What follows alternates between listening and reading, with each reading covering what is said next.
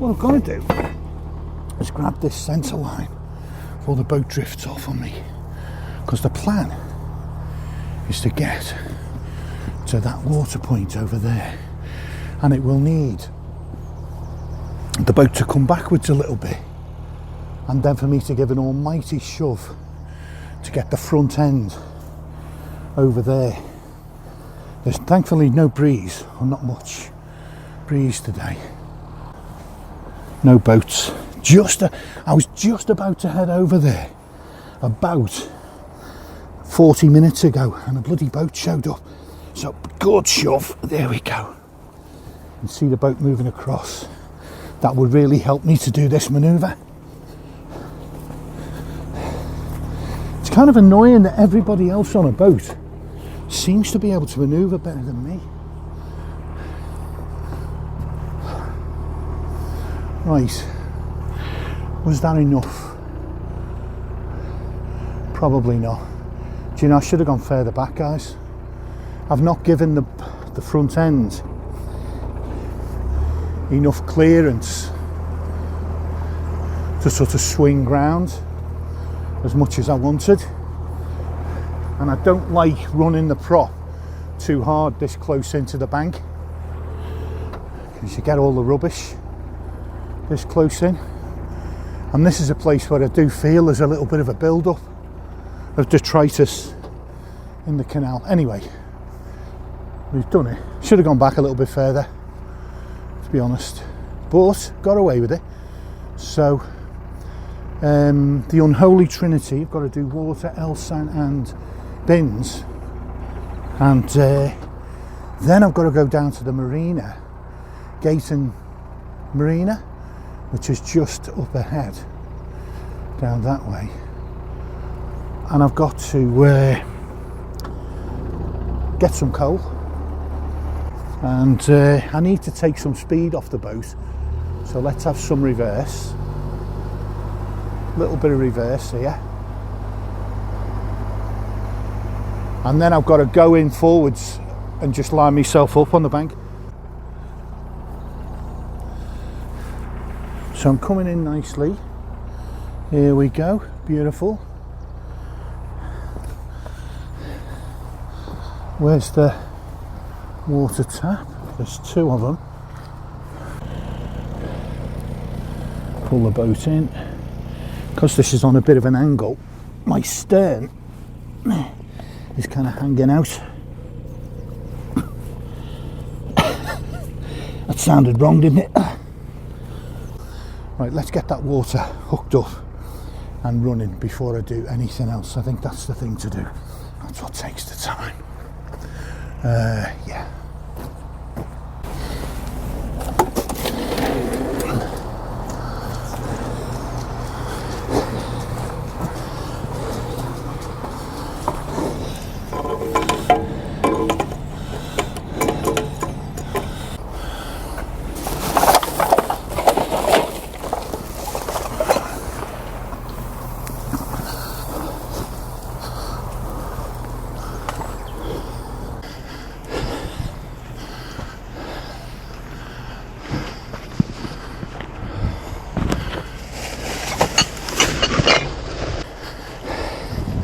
Simple arrangement here at Gayton Junction, just a skip. There we go.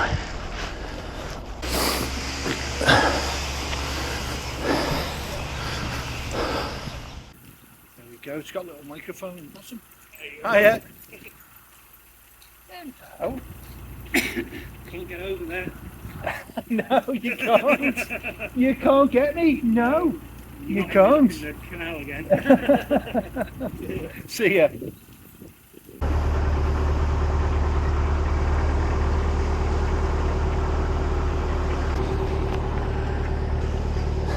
This, guys, was my first ever experience of the CRT canals, the main canal system. 4.5 years ago. Right, what's interesting here, guys, right, is there is loads of mooring space opposite the marina. Because I'm thinking I could stop there, but I'm also thinking I could stop here. I'm not going to go through Blisworth Tunnel today. I think I'll save it till tomorrow, because I've been delayed so much today. Yeah, I feel like there's no point. Over there is the outskirts of the marina. Now I'm going to stop there for coal, and I'll get a diesel fill up as well, actually. But that's the sort of far end of it, the easternmost end of it. I was at the other end. And such is my insecurity that I paid them £10 a night, whatever it was, the rate, to just moor on these rings outside their marina, just so I wasn't on the towpath. So, you know, I paid basically 140 quid to just moor there, instead of, you know, if you look around, there's a perfectly serviceable towpath just here. Nothing wrong with that whatsoever. In fact, I may moor there later. But you've got loads of, it's also a hire base, really busy hire base. So you've got loads of boats now, essentially in for the winter. There's not much boat hiring goes on in the winter for obvious reasons. Most people prefer the sunny weather, you know. I might as well get the diesel now. Oh, they're lifting a boat out as well. I wonder if the camera will show it. They've got a boat craned up. They're lifting a narrowboat out or putting it back in. One or the other.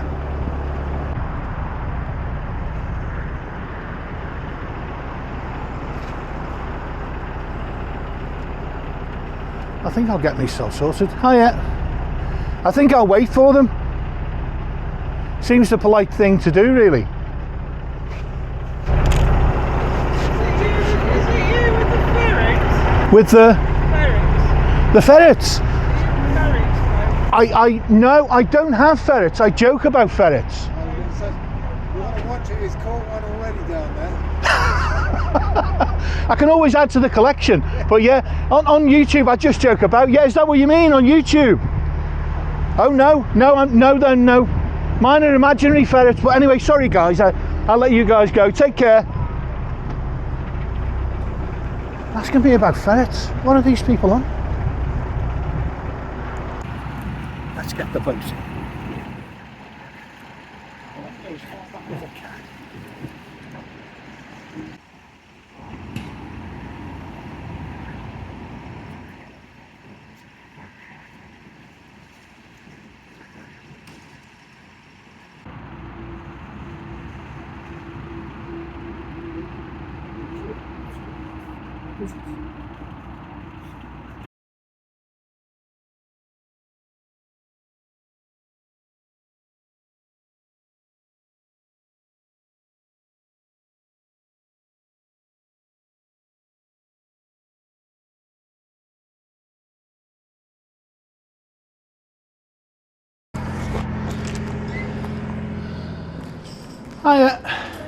Hi, can I have some coal, please? And sorry, and How many barrels would you like? I think 6, please. And could I have a diesel fill up as well? Yes, I'll get something down there. Thank you. Come in and pay afterwards. All right. Will do. Oh, I'll have a little nose There about. is some trolleys for coal as well. But... Right, I'll crack on. Thank you, ladies. Cheers.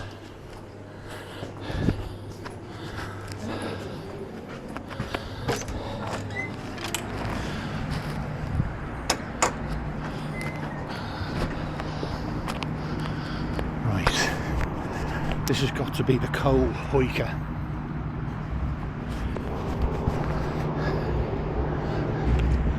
I'm not going crazy, just the 6 bags. 1, 2,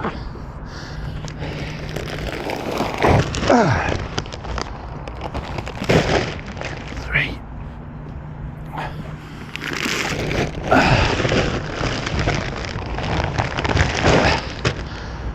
4,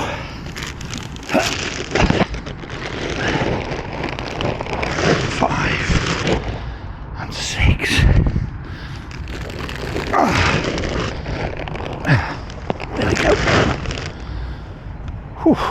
Right.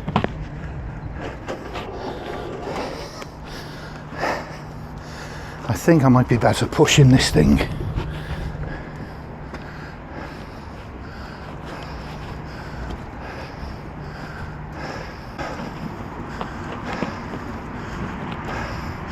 Hiya.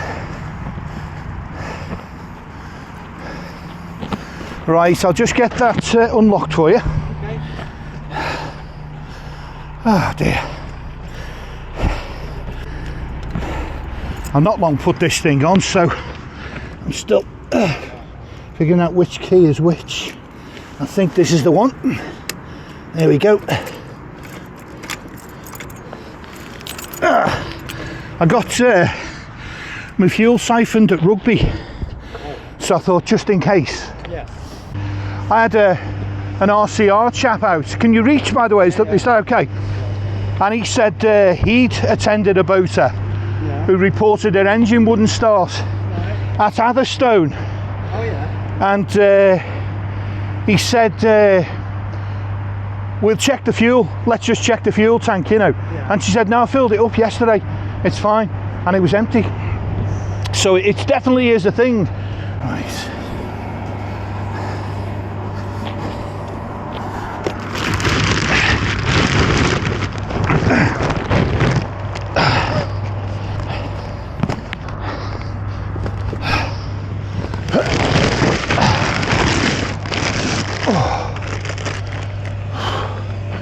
The 20-kilogram bags are just that bit easier to throw around, but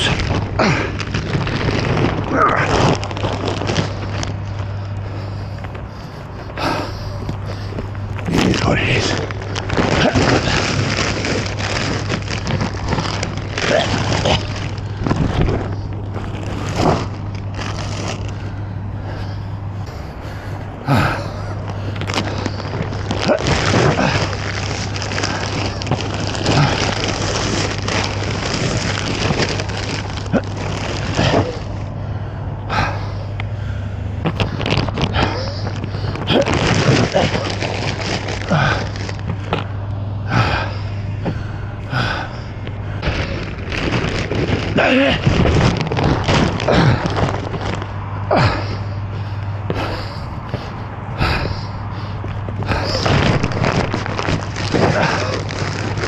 Ooh, bloody hell. Whew. So I've got to press on, I've got to go forwards for about, I think, half a mile to where the first lock is of the 17 that take you down to Northampton, and then I'm going to turn around.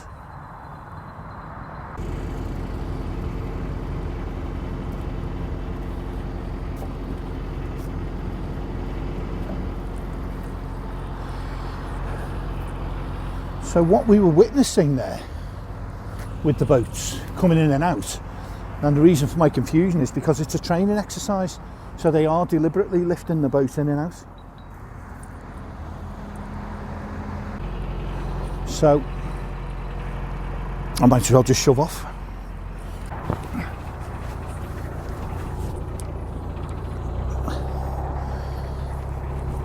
So yeah, the deal is they're on a training exercise on the crane, and they're spending the whole afternoon. He said most of the afternoon they'll have that same boat in and out of the water.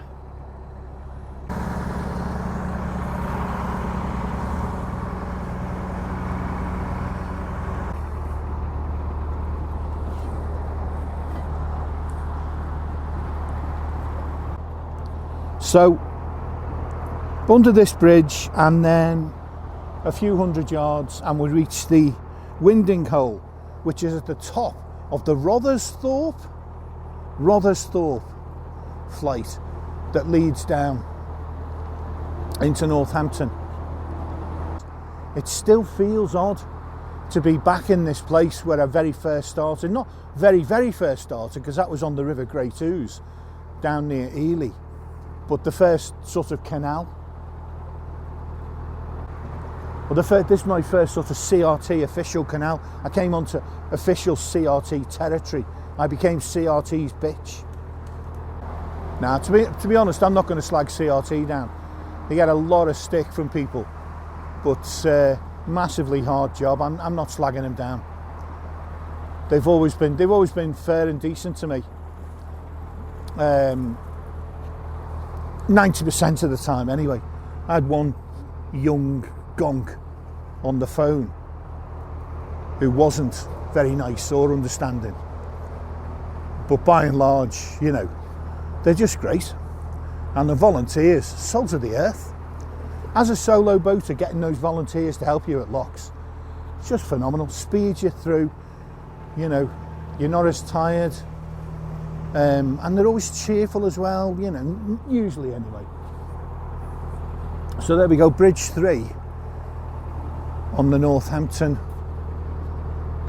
Arm, I think it's called the Northampton Arm. It leads down to Northampton.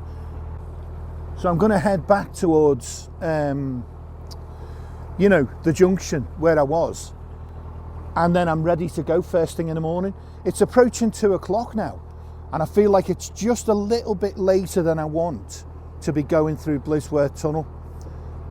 I want to do Blisworth Tunnel in the morning of any day that I tackle it. I want it to be the morning, with the idea that if I can't moor, I'll just carry on and go down the 7 locks. Really not looking forward to doing it, but you know me and locks, you know what I mean? I'm no fan. The winding hole is less than 100 yards. I can't see any sign of a winding hole here. I can see something ahead.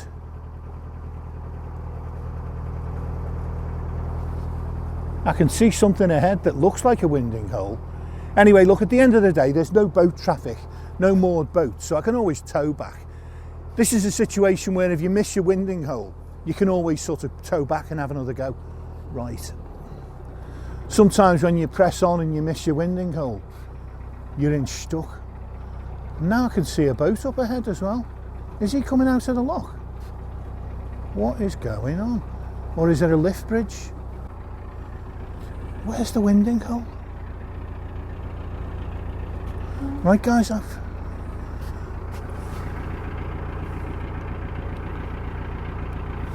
got a problem. Where's the winding hole? Was that it? I think I missed it. I'm going to have to tow back or drive back. How do I turn? Unless this is it. No, this is it. I've found it. And there's a guy moored opposite it as well.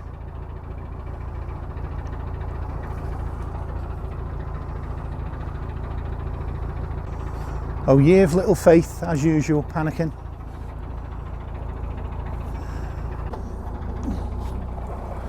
Over there you've got the start of the 17 locks. It's not coming back to me, which is odd. Then again, there were 17 of them, to be fair.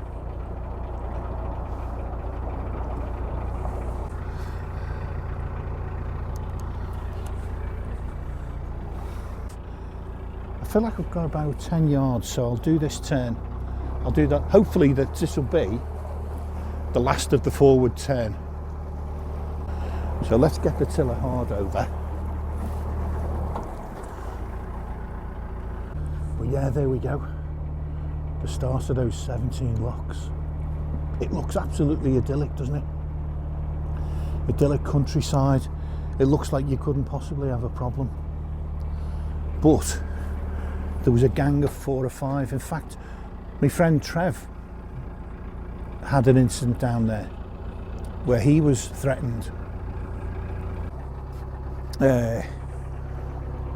But the same thing happened. I was buddied up with a guy and we were doing the locks, and he came up the day before me and he said some lads had approached him. A pound was dry, and he said he thought they'd emptied it deliberately. And then they approached any boaters who were going past because it was locked down, so not many boats moving. And they would approach the boats and say, if you give us 30 quid or 20 quid or whatever, we'll sort out this pound, we'll fill it and we'll get you going again, you know. But also quite menacing with it.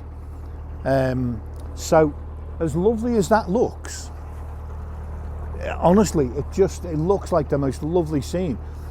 go down about half a mile and you're more than likely, it seems, you're more than likely to meet up with an absolute gang of scallywags. And things could turn ugly, you know. There's a sort of a belief, I don't know what you'd call it, an understanding, a cultural thing, that like all boaters are great sorts, you know. And I would say like 90% are, to be fair. The great majority are absolutely brilliant. They're super helpful people, they're practical people. If you're in a jam, they'll help you. And, you know, and likewise, you need to help them as well. It's that kind of culture. If somebody's in a jam, it's almost like you feel it's your responsibility. Plus, you can have a good old nose at what's going on, you know. Because boaters become a nosy git. Not a git, a git's unkind, isn't it? You become very nosy. It magnifies your nosiness out of all proportion. So you become interested in why that boat is stranded, or why they're going backwards and forwards, or whatever the thing is. You know, suddenly it's a great interest. But there are some, if you like, rogue elements. You see them sometimes, they're moored at a water point. But what you see sometimes with them is they'll moor for 3 hours in the middle of the afternoon in the summer. You know, when boats are going to want to use that thing every half hour, more often than that, in high summer. So, yeah, or they'll moor opposite a winding hole to cut down your navigation space. Now, with this being a 50-foot boat, I can manage without any stress. But if I was a 60 or 70-foot boat, I might be doing that quite carefully. You could probably still do it, but you know, it's made unnecessarily tricky by someone parking right opposite. So yeah, I just think it's a shame. It's needless. It's rural that way, but this way it's not rural. It's trouble, frankly. Judging by what I've seen and heard in the past, it's potential trouble. So I want to get a few hundred yards closer to where the boats are moored, further up here.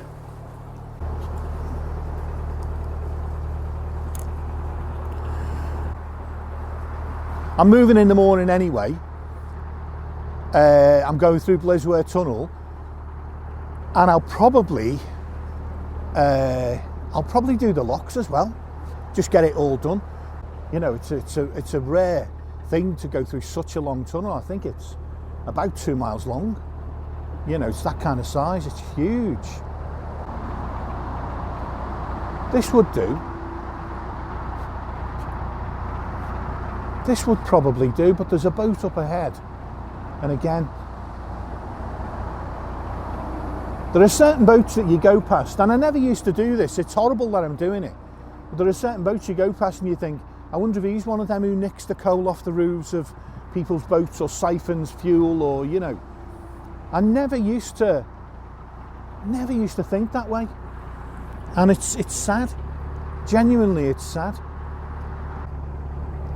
So let's get past these moored boats and let's see.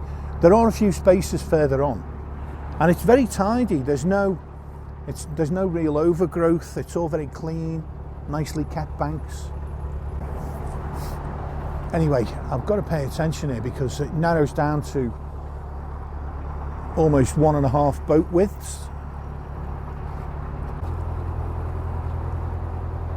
I love the work. I love your work, sir, whoever you are. So I think this could be the spot for me.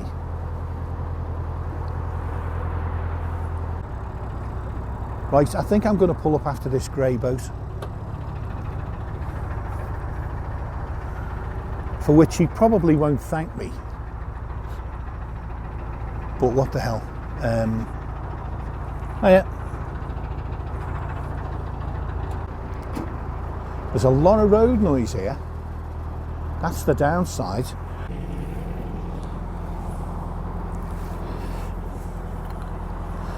Let's get this.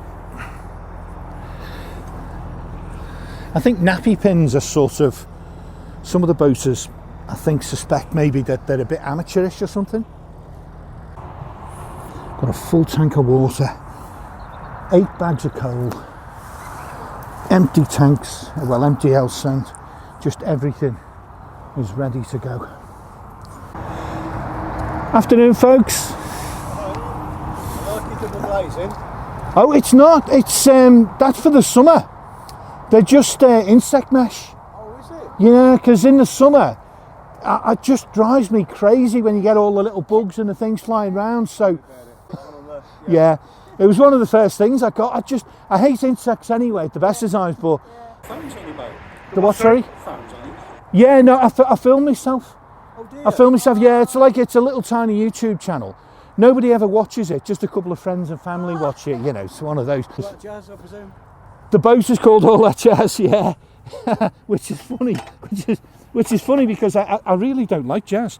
But Jazz and blues. well, the blues, blues is okay. I'm okay. American blues, love American blues. But the previous owner's wife was in a jazz band, so it's a homage to her skills. Because you've got to respect the skills of those jazz folks. They're just brilliant musicians. It's just deadly tough. Before you tie off, have you tried just putting a loop there so just pulling it all comes under in one go? Sorry, before I tie off, do what? If you want to do that again, Yeah. put that back, then it has to start. You don't have to thread. You basically put it through once, and when you Oh, you mean leave that there? Leave it hooked up? no, you take that rope back out. Yeah. And all you do then is you're going to do that loop, pull, and the whole lot comes off in one. No. Yeah, yeah. Oh, that's a cracking little tip, isn't it? Or you can I mean, to tie be- it off there whichever way you want. Yeah, no, to be honest with you, what I do, I don't know whether that would suit me entirely, because what I also do, it's another one of those insect phobia things, those white things there. I sometimes sprinkle insect powder, certainly in the summer.